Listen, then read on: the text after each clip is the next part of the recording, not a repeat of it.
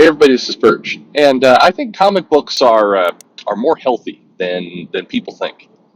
Um, all right, what do I mean by that? Obviously, it's a kind of a goofy statement because who knows how you think. If you think that comic books are healthy right now and you're having a good time, then that statement just is stupid. If you think that comic books are, in the final, days of their existence, then you probably think I'm naive and have my head in the sand. I go, if you see me on Twitter, I will post photos from comic shops, and as you know, as I've talked about, working very hard to get the comic shop back reopened. I think I found a location I absolutely am in love with. So up in Linwood, which the downside to that is there's already a shop up there, and I typically have a good guy Perch. I almost slipped up there and used my real name. Kind of mentality of I don't like to cannibalize other people's stuff. However, it is I also have kind of pivoted where the main crux of the shop is less about selling new comics, which may actually be a connection to this video I'm making right now, and more about kind of teaching art, creating an atmosphere, and everything else. It's what I'd like to do, and I think some of the things that I'm going to start announcing this week and over the next couple months will also fit into that picture. But anyway, so I'm excited about that. But I go to shops and I look at what's selling all the time. And the interesting thing is, if you listen to YouTube, if you go on social media, you get kind of two polar extremes.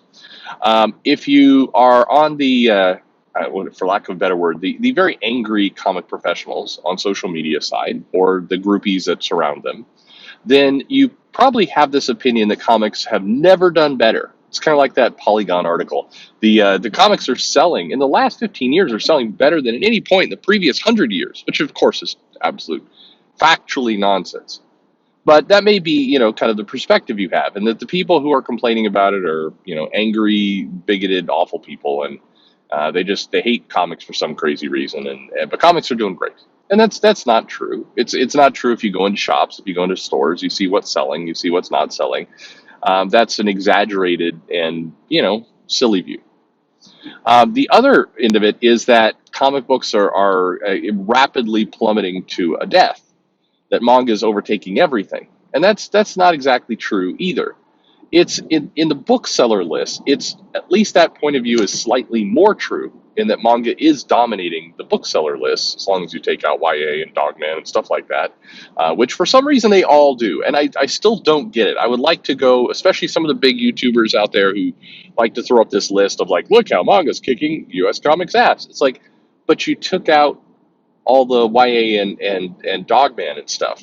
And I don't know why, because I think if your point is that Marvel and DC and those companies are missing the mark thoroughly, I think it's even funnier, honestly. I think you're missing part of a good joke there by removing Dogman, because I think having a cartoon dog, defeating all these people is even more hysterical. But anyway, that's just me.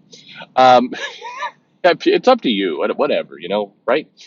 Um, so, but if you go into the shop, what shop owners, what people will tell you is that the world, especially if they've been open for, say, more than 10 years, is that the things aren't plummeting to their death. It's kind of bumping along. And the other thing they'll tell you is that a lot of the online kind of comments and shenanigans and stuff that people say, they never hear about in the store. Now, I mentioned this before, and people in the comments like, "Well, I go into stores and I never tell the shop owner that I'm on Twitter, I watch YouTube. I would never have that conversation." You're right; it would be an abnormal thing to say, like walking into a store and saying, "Hey, I've been watching videos on YouTube about Tom King, and I would like my comics, please." Like, no one would do that. That's not normal conversation. But in terms of the pull box list, in terms of what people are ordering and everything else, there's not a significant drop in the shop, despite the fact that, definitely, and I'll take people at their word, I definitely think there are people who are noping out that post that on social media. You'll see people say, I've dropped all the Marvel and DC books from my pull box list. I don't think these people are lying. I don't think they're inventing stuff. Are a couple? Sure. I'm sure there's some exaggeration there. I'm sure there's some people who, went from 12 Marvel books down to 2, but they're posting that they've removed them all. I mean, sure, why not? I think that there's some of that, but by and large, I think people are when they're posting. Let's assume they're on the level, okay, for the moment. That's again that's the old naive perch here. But what does this tell us a little bit? Well, I think I'll throw one more little data point at you, and then I think we can kind of unpack it all. Uh, I hear from creators from time to time. I hear from writers, hear from artists, and one of the common things I've heard, I would say, over the last 2 months that I always heard, but heard a lot more lately, is kind of this not exactly a lament, but a what am I supposed to do here? Because creators recognize kind of rude, outlandish, nutty comments that are made. When Tom King did go after Jay Lee, there were a number of other creators who are like, "This is not right. This is," and maybe for the wrong reasons. Like we shouldn't be airing our dirty laundry like this out in public. This should be handled privately. This is wrong. We shouldn't be doing this in front of the fans. But it did start kind of this cascade of creators going, I don't like this. I don't agree with this. I don't like the way people are handling their stuff. I've heard multiple creators say, I don't like the way that, Dan Slott conducts himself on Twitter. He tends to troll people and then block people and then troll them from behind the block and kind of that stuff. And I don't like it. But they'll say, basically what do we do? What am I supposed to do? Dan Slott is his own man. He can do what he wants, and there's no value to be gained from jumping into things and going, "Hey, stop being an asshole." And they're right to some extent. I mean, if one of the creators kind of went on Twitter and said, "Hey, people who are rude and obnoxious, stop doing that. You're hurting the industry." Here's what would happen: the critics of comics would immediately retweet the hell out of this, saying this person's on our team now, ha ha ha, and they would turn it into part of the war. And the creators that he would be scolding would not look at that and go, well, wait a minute, maybe I should take a moment of self-reflection. Maybe I should pause and maybe I've gone too far. They wouldn't do that either. They would just feel attacked, so they would punch back. The people who have bought into the everything in comics is absolutely perfect, and they would join the war. It would just start more of the war. It wouldn't actually calm anything down. It would not fulfill its original purpose. I know that some creators have reached out privately to other creators and kind of gotten the brush off of, hey, it's my social media, I'm just having fun here. And that tends to be the most common. It's like, I'm just having fun. I'm just, none of this is serious. And the problem is, the thing that, we, the observers, people watching this, have to kind of digest is that there's more truth to that statement than that people realize, including the person saying it. Because comics on social media, the audience of really keyed in customers, people spending money on social media, is tiny. It's insignificantly tiny. I broke it down. There's been some marketing surveys. There's been some attempts to kind of figure out that audience, and that number has generously been between 5 and 10%, usually closer to 5, of people who are active on social media are customers, meaning paying for comics. And you go, oh, that's very low. Frankly, the comic industry could live without those people. Yeah, they could. You're right. But it gets worse than that. Like I said in the video, it gets even worse because the people who are active on Twitter, the people who are yelling, the people who are generating the majority of the tweets, it's 5% of Twitter. So what does this mean? Well, that means 5% of 5%, 5% of comic buyers on social media. 5% of that 5% are making all the noise, which means your actual customer impact for the people yelling and screaming, one way or another, is tiny. I was saying it's like 0.5%. Even that's high if you're doing the math in your head. Like less than 1% of the comic buying customers are doing this, and that explains a lot. It explains why, frankly, no matter what is said on social media, pro or con, the world kind of bumps along. It also reveals this other fact. If we say, well, wait a minute, then why are comic sales hurting in certain areas? Well, You ready for it? It's going to come at you fast because quality isn't that good. High quality comics still sell well. The direct market and retail kind of sucks, but hey, King in Black, no problem selling more than 100,000 copies. It gets right over there, no problem. Donny Cates turns out really hot. Ryan Stegman, very hot. Venom, hot character, big crossover. People wanted to see it, sold well. Amazing. Sorry, I'll have to do it. Magic in the worlds of Kelly Sue DeConnick. Amazing. It sells really, really well. Of course it does. And if the direct market was healthier, if comic stores were more robust, if Marvel was doing a better job getting their marketing out, it would have sold over 200,000 copies. The trades will do well. It's doing well on Amazon. That business is there, but it's a quality comic. It's it's a hot comic. Now, by contrast, if we kind of pivot over here, it's like, oh, look, the sales of X Factor were low and the title got canceled. Well, it's not a product that people terribly want. Are there fans of X Factor? Sure. Are there some people who say they love it, that's the best comic in the entire world? Yes, those people are out there. But it's time to face facts. It's if you put up X Factor and you put up King in Black, there's a massive difference between the two. And amazingly, the one that people perceive as higher quality sells more. Shocking. I'll pivot here, but it's all related. What does this tell us? Well, bluntly, social media is a virus. It's a sickness.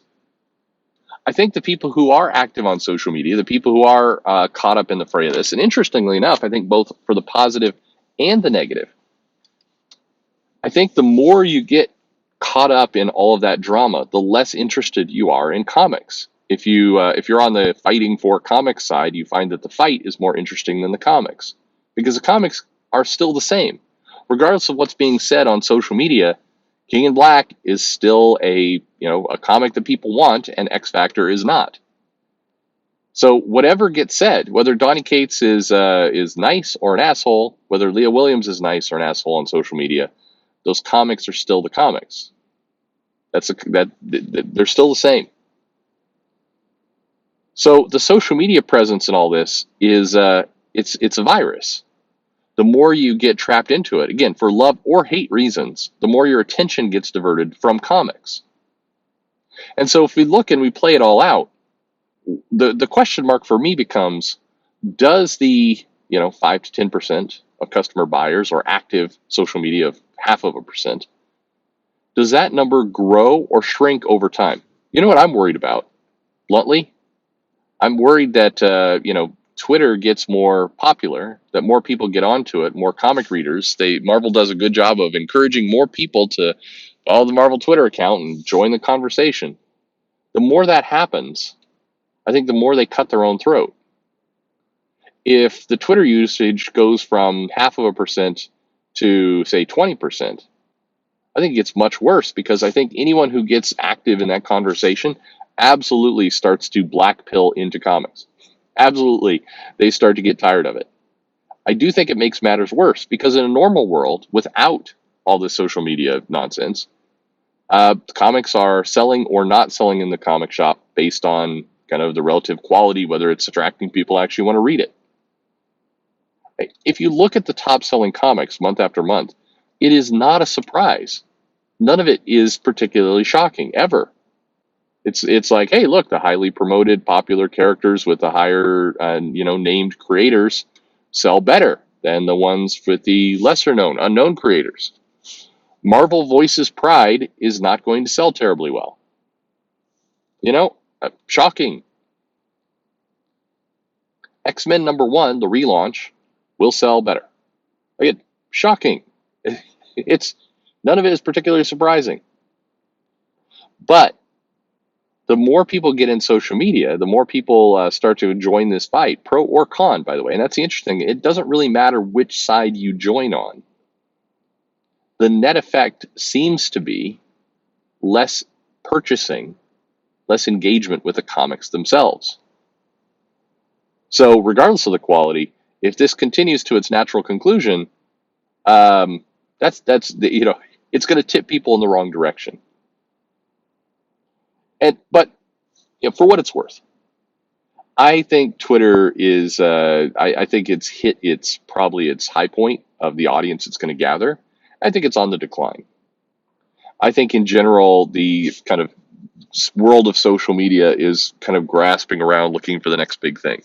I think Facebook and Twitter are both on the MySpace path to extinction. It'll be a while. They have plenty of usage, they have plenty of members and everything else, and there's lots of reasons why it's still there. But increasingly, Twitter is it's not that it's becoming a dumpster fire of fighting, it's boring. If you go on there and you try and actually have some fun, have a good conversation, it's there's less and less of that. It's more just reactionary nonsense for everything. And I think it's on the decline. So that's why I think, in the interesting way, I think comics as a business, yes, but I think some people misinterpret one of the things I said here. If Twitter goes away, if Facebook goes away, comics do not magically get better. I think comics, they're completely independent of each other. I think comics needs to improve their quality. They need to prioritize, good creators. They need to pay them well, and they need to get high quality from the writers and the artists, better than in many cases what they're getting now. I think they need to focus on marketing and storylines and all the rest. I absolutely do. I think comics desperately needs significant improvement where that's concerned. I don't think social media fixes the quality of comics, but I think social media blackpills people to stop buying them. That's my premise anyway. By all means, there's going to be a legion of people in the comments who are, no, the quality is what's wrong. Yes, the quality is a problem for sure. That's not what we're talking about here. But anyway, you be you. Thanks for listening.